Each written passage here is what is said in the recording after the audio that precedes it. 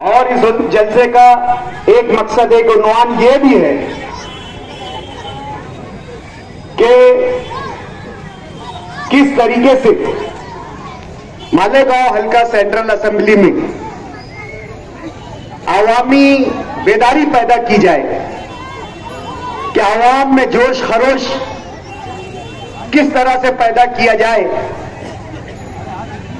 आवाम में इलेक्शन की अहमियत को किस तरीके से पहुंचाया जाए, ताकि 20 मई को हर वोटर अपनी सियासी मिले बेदारी समझकर खुद अपने और अपने घर वालों के साथ, कोई सियासी वर्कर आए नहीं आए, कोई जरिया हमें पोलिंग स्टेशन पहुंचने का मिले या ना मिले, धूप चाहे कितनी भी तेज हो, मौसम चाहे कितना भी सख्त हो, हमें कितनी भी मसरूफियत हो, शादियों का सीजन है, लेकिन याद रखो जिस तरीके से उलमाए कराम और अमायदीन दीन इस इलेक्शन की अहमियत समझा रहे हैं, उस बिना पर हमें अपना मिल्ली फरीजा समझकर जो है वो वोट देने निकलना है।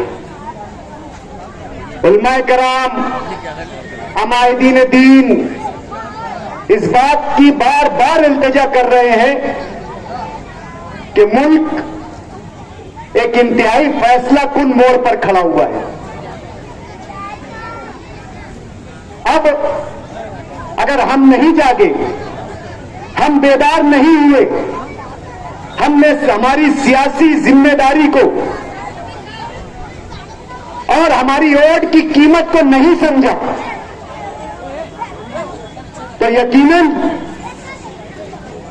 ये इलेक्शन जो होगा, कहने वाले माहिरीन दानिश्वर ये कह रहे हैं कि अगर इस मर्तबा भी इंडिया अलायंस हुकूमत में आती है तो शायद ये इस मुल्क का जमहूरी आखिरी इलेक्शन हो।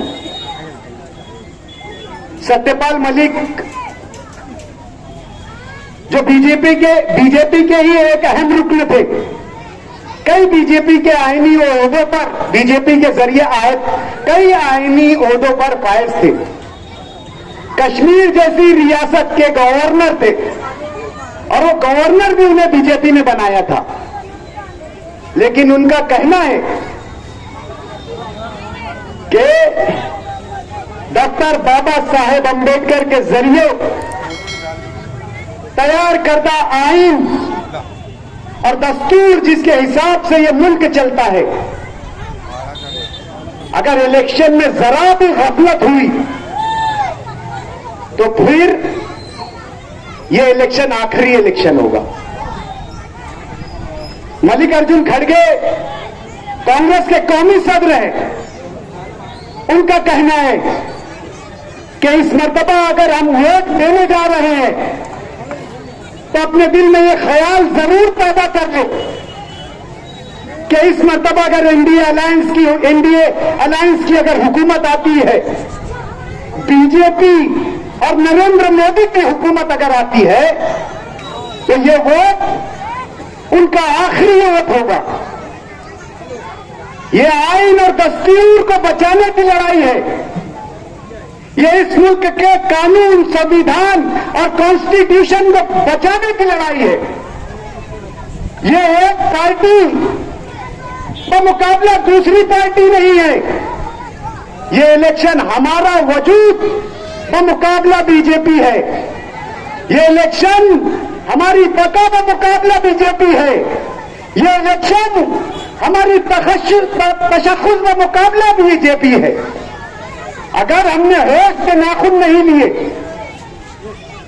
अगर हमने बेदारी पैदा नहीं की और हम ये सोचते रह गए और हम इस ख्याल में रहे कि इलेक्शन आते हैं, इलेक्शन जाते हैं, इलेक्शन एक त्योहार है, एक छुट्टी है, तो यकीन मानो मुस्तकबिल करीब में हमारी हैसियत बहुत जल्द मिट जाएगी। और इसकी वजह, इसकी बिल्कुल एक वजह है, इतने बड़े जिम्मेदारान, इतने बड़े इंटेलेक्चुअल्स, इतने बड़े दानिशवरान अगर ये बात कह रहे हैं और महसूस कर रहे हैं, जो जिम्मेदार है, जो माहौल को समझते हैं, जो कानून को समझते हैं, जो मुल्क की सतह पर होने वाले हालात को समझते हैं, जो बैनुल अक़वामी सतह पर हालात जो पैदा होते हैं उनको समझते हैं, अगर वो दानिशवरान ये बात कह रहे हैं तो बात गलत नहीं कह रहे हैं। कर्नाटक में बीजेपी के उम्मीदवार, पार्लियामेंट के उम्मीदवार, कानून साज अदारे का इलेक्शन लड़ने वाले उम्मीदवार, बीजेपी रियासती इकाई के जिम्मेदार, वो ये बात कह रहे हैं कि आने वाले 6 या 7 महीनों में आप देखोगे कि हिंदुस्तान ये हिंदू राष्ट्र बनेगा। आरएसएस का नाम आप तमाम जानते हैं और आरएसएस का मकसद भी आप तमाम लोग जानते हैं और आज आरएसएस की नीयत, आरएसएस का मैनिफेस्टो भी आप लोग जानते हैं। आरएसएस के मेन मुख्य प्रचारक गोविंदाचार्य ने भी इस बात का इंडिया दिया कि अगर 400 पार बीजेपी के रुकने पार्लियामेंट अगर चुन कर आते हैं, अराकीन पार्लियामेंट अगर चुन कर आते हैं तो 6 महीनों के अंदर हिंदुओं को यह तोहफा दिया जाएगा कि यह देश हिंदू राष्ट्र हो जाएगा। यकीनन इलेक्शन यौम एहतेसाब है, यानी इस बात का जायजा लेने का नाम है इलेक्शन कि हमारे लिए कौन मुफीद है, कौन मुजीर है। लेकिन इलेक्शन यौम मुहासबा भी है। मेरे दोस्तों, मैं मेरे तालिबे इल्म के जमाने में जब मैं जामिअतुल हुदा में पढ़ता था तो उस वक्त हमको हमारे निसाब में कससुल कुरान और कससुल अंबिया पढ़ाया जाता था। गालिबन मैंने कससुल कुरान या कससुल अंबिया में पढ़ा था हजरत सुलेमान अलैहिस्सलाम का वाकया। अचानक से जब हम मकतब में पढ़ा करते थे, लेकिन ये जो वाकया है हमारे जहनों पर उस वक्त नक्श हो गया था। हमारे उस्ताद मोहतरम मौलाना रफीक पटेल साहब ने जब हमें ये वाकया पढ़ाया था तो बचपन की वो यादें आज इन हालात में एकदम से उभर कर आ गई। सूरतुल नमल का वो वाकया कि जिसमें हजरत सुलेमान अलैहिस्सलाम अपने लश्कर के साथ कूच कर रहे थे, कहीं जा रहे थे, मैदान में उनका कयाम हुआ। हजरत सुलेमान अलैहिस्सलाम का लश्कर यहां पर बैठे हुए तमाम लोगों को उनकी नबूवत का यह मुआजिज़े का इल्म होगा कि हजरत सुलेमान अलैहिस्सलाम की हुकूमत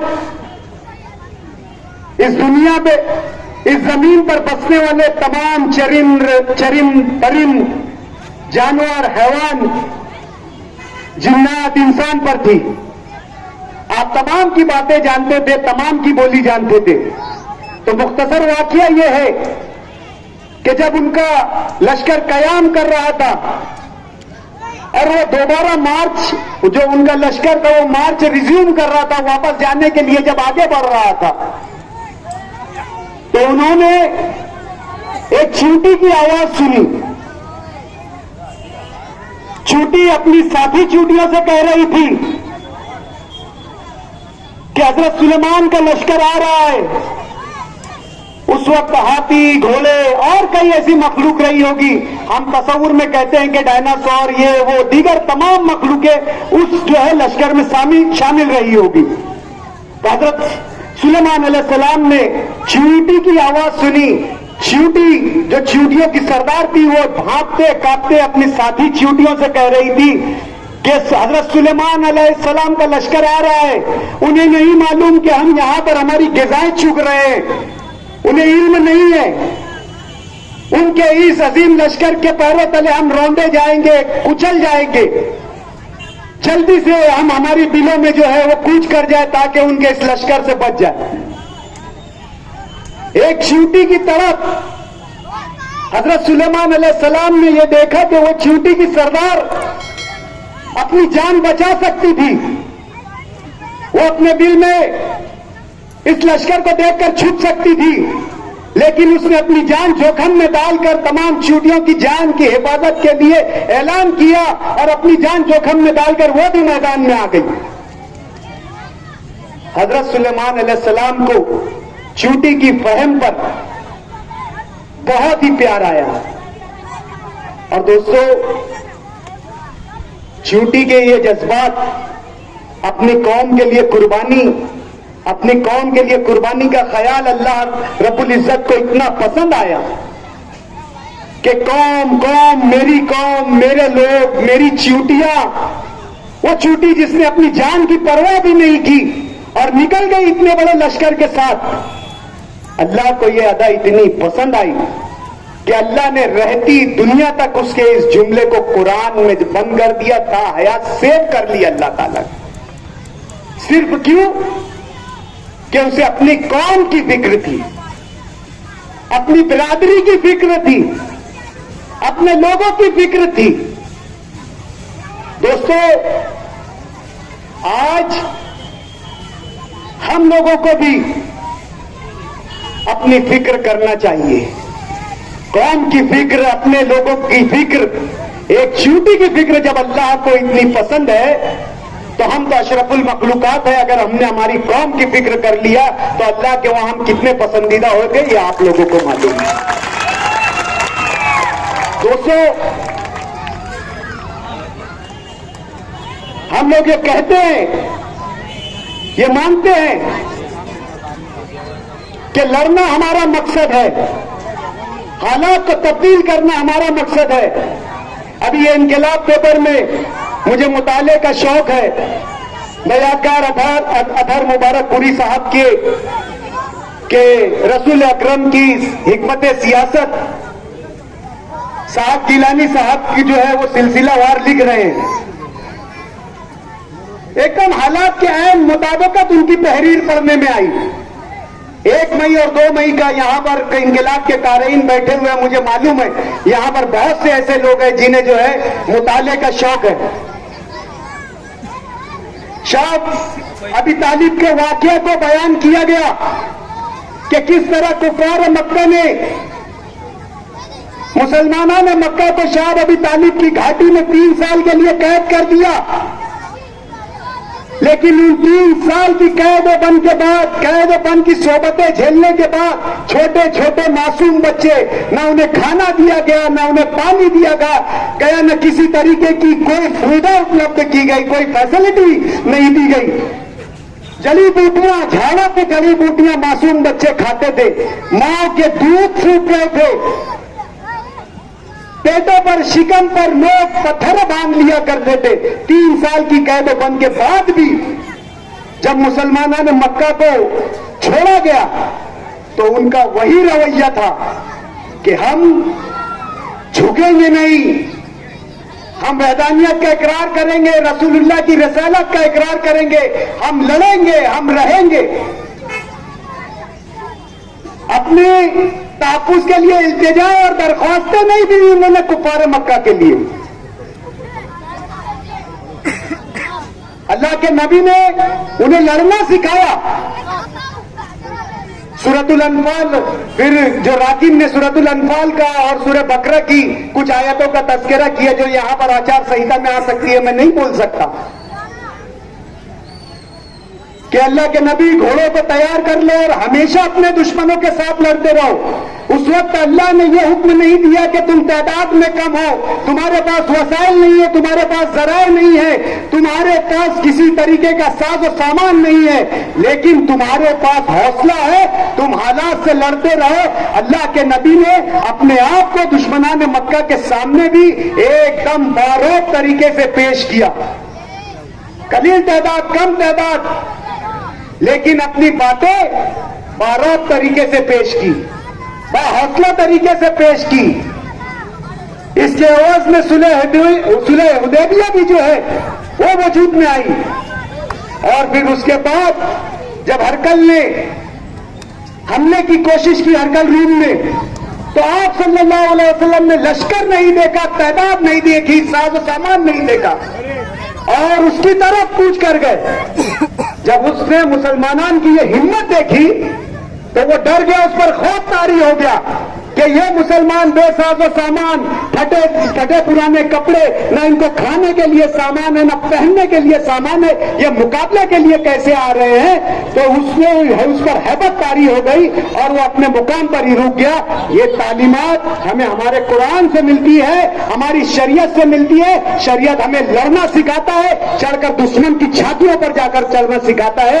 हमें खौफ, हमें जो है, फिर अगर हम जुमला कहते हैं कि जहां सियासी बसीरत का सवाल था वहां पे ज़ियारत और बशारत की बात आ गई।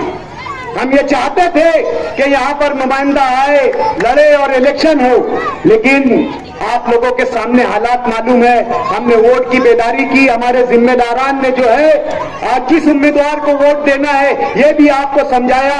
हम कांग्रेस को सेक्युलर नहीं कहते, लेकिन एक मजबूत उम्मीदवार की हैसियत से ये ऐलान करते हैं कि 20 तारीख का जो इलेक्शन है, आने वाली 20 मई को आप तमाम लोग मुत्तहिद होकर कांग्रेस पार्टी का जो भी निशान है, मुझे उनका निशान नहीं मालूम, उस निशान पर शोभा ताई बच्चाओं के नाम के आगे मोहर लगाकर जो है मजबूत उम्मीदवारों को कामयाब करे। बिहार जिंदा, सोबत बाकी। 10 तारीख को सैलानी चौक में जलसा आम है, वहां पर तमाम बातों का जवाब दिया जाएगा। 10 बजे ये जलसा खत्म किया जाता है। मैं जलसा खत्म होने का ऐलान करता हूं।